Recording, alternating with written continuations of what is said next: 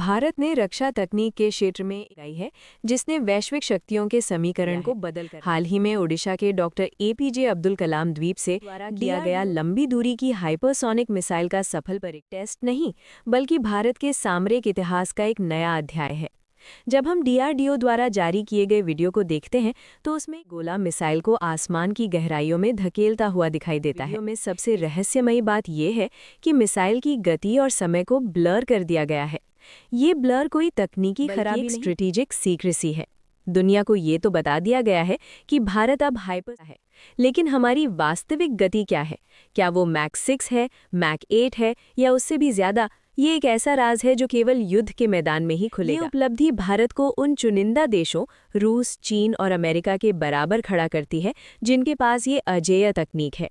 उत्तर Korea जैसे देश अक्सर इस तकनीक का दावा करते हैं, लेकिन विशेषज्ञों का मानना है कि उनकी तकनीक भारत ने इसे पूरी तरह स्वदेशी प्रयासों से विकसित किया है, जो हमारे वैज्ञानिकों की मेधा और आत्मनिर्भर भारत के संकल्प का प्रमाण है। ये मिसाइल न केवल हमारे सशस्त्र बलों को अभूतपूर्व शक्ति प्रदान करेगी, बल्कि ये हिंद प्रशांत क्षेत्र में शक्ति संतुलन को भारत के पक्ष में झुकाने का। अब सवाल उठता है कि आखिर हाइपरसोनिक तकनीक को इतना कठिन और इतना घातक क्यों माना जाता है? इसके पीछे दो मुख्य स्तंभ हैं: स्पीड और प्रक्षेप्य वक्र। साधारण मिसाइलों को उनकी गति के आधार पर सबसोनिक, ट्रांससोनिक और सुपरसोनिक में बांटा जाता है, लेकिन जब कोई वस्तु ध्वनि की गति से 5 गुना ज्यादा यानी मैक 5 किलोमीटर प्रति घंटा की सीमा पार करती है तो वो हाइपरसोनिक कहलाती है। इस गति पर हवा का व्यवहार बदल जाता है। घर्षण इतना अधिक होता है कि मिसाइल की सतह पर अत्यधिक गर्मी पैदा करने के लिए भारत ने स्कैम जेट इंजन का उपयोग किया है। स्कैम जेट यानी सुपरसोनिक कंबस्शन रैमजेट।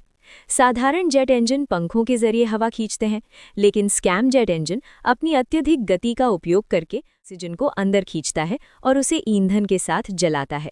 इसे एयर ब्रीथिंग तकनीक कहते हैं। सबसे चुनौतीपूर्ण बात यह है कि ये इंजन तभी काम करता है जब मिसाइल पहले से ही मैक 5 की गति पर हो। इसका अर्थ है कि डीआरडीओ ने एक ऐसी मल्टी स्टेज प्रक्रिया विकसित की है जहां एक रॉकेट बूस्टर पहले मिसाइल को सुपरसोनिक गति तक ले जाता है और फिर स्कैम जेट इंजन कमांड संभालता है। ये मिसाइल एक क्रूज बैलिस्टिक मिसाइल एक ऊंचे आर्क या पैराबोलिक पाथ में फेंकी जाती है, जिसे ट्रैक करना आसान होता है। इसके विपरीत क्रूज मिसाइल जमीन के समानांतर उड़ती है। पृथ्वी का गुरुत्वाकर्षण इसे लगातार नीचे खींचने की कोशिश करता है और इस खिंचाव से बचने के लिए इसे बहुत तेज गति की आवश्यकता होती है। भारत का ये परीक्षण ये साबित करता है कि हमने गुरुत्वाकर्षण को मात देने वाली वो प्रचंड गति हासिल कर 1500 किलोमीटर से अधिक की दूरी तक जमीन के पैरेलल मार करने की क्षमता देती है। हाइपरसोनिक मिसाइल का सबसे डरावना पहलू इसकी अदृश्यता है।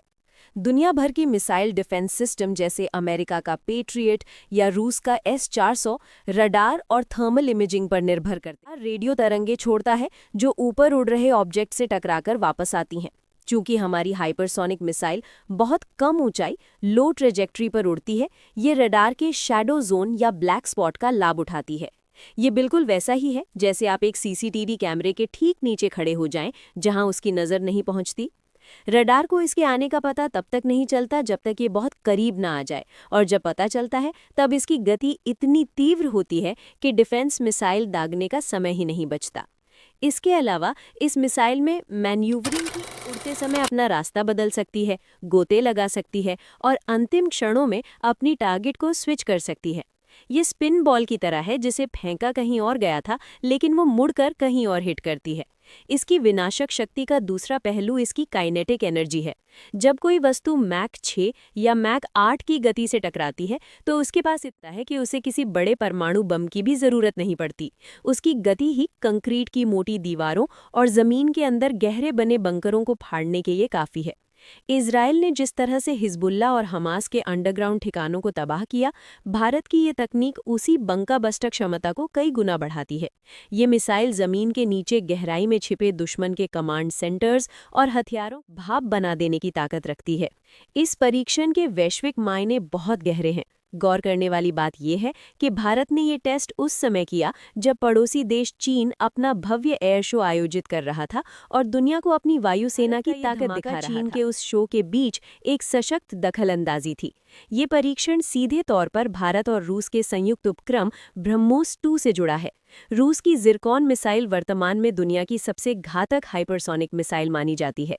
भारत के सफल परीक्षण के बाद अब ब्रह्मोस 2 के निर्माण का रास्ता साफ हो गया है, जो हमारी मारक क्षमता को 200 बढ़ाकर सीधे 1500 किलोमीटर तक ले जाएगा। पाकिस्तान जैसे देशों के लिए ये गहरी चिंता का विषय है, क्योंकि उनकी रक्षा प्रणाली इस स्तर की गति और पैंतरेबाजी का सामना करने के लिए तैयार नहीं है। अंतर्राष्ट्रीय मीडिया, चाहे वो रशियन टाइम्स हो या ब्लूमबर्ग, सभी ने इसे भारत का हिस्टोरिक मूवमेंट करार दिया है। फ्रांस और ब्रिटेन जैसे विकसित देशों के पास भी अभी ये पूर्ण विकसित तकनीक नहीं है, जो भारत के वैज्ञानिकों के गौरव को बढ़ाती है। निष्कर्षतः ये हाइपरसोनिक मिसाइल भारत के लिए एक सुरक्षा कवच और ब्रह्मास्त्र दोनों है। दुश्मन को हमला करने से डराएगी, बल्कि जरूरत पड़ने पर पलक झपकते ही निर्णायक चोट करने की क्षमता भी प्रदान करेगी।